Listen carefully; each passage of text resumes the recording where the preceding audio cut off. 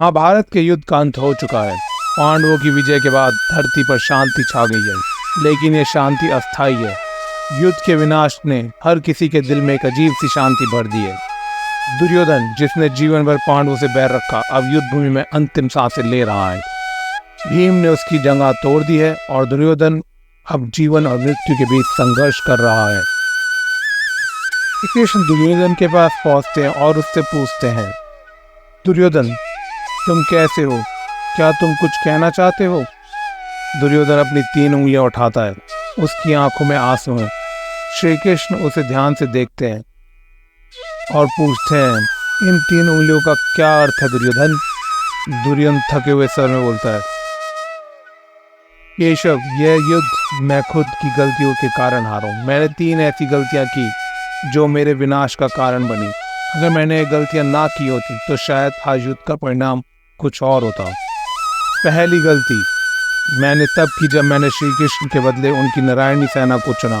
अगर श्री कृष्ण मेरे पक्ष में होते तो युद्ध का परिणाम कुछ और ही होता।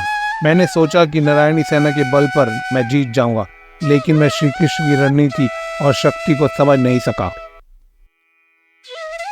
दूसरी गलती मैंने तब की जब मैंने अपनी माता गांधारी के सामने निर्वस्त्र न जाकर अपनी जंगा केले के पत्ते से ढक ली। माँ ने मुझे पूर्ण निर्वस्त्र होकर उनके सामने आने को कहा था, ताकि उनके तपोबल से मेरा शरीर वज्र का बन सके, लेकिन लज्जा के कारण मैंने उनकी बात नहीं मानी।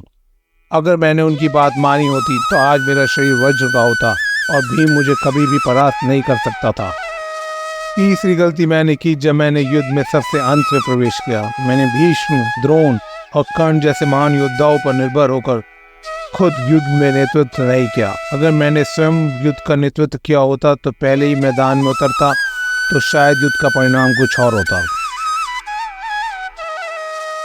श्री कृष्ण, दुर्योधन, तुम्हारी ये 3 गलतियां अवश्य निर्णायक थीं, लेकिन तुम्हारी पराजय तभी हो गई थी जब तुमने परिसभा में द्रौपदी का अपमान किया था। अधर्म का मार्ग चुनकर तुमने पहले ही अपने विनाश की नींव रख दी थी। अब समय है कि तुम अपने कर्मों का परिणाम स्वीकार करो और शांति से स्वर्ग की ओर प्रस्थान करो। महाभारत की इस कथा से हमें ये सीख मिलती है कि अहंकार, गलत निर्णय और अधर्म का मार्ग हमें केवल विनाश की ओर ले जाता है। धर्म का पालन, सही मार्गदर्शन और ईश्वर में विश्वास ही सच्ची सफलता और शांति का मार्ग है।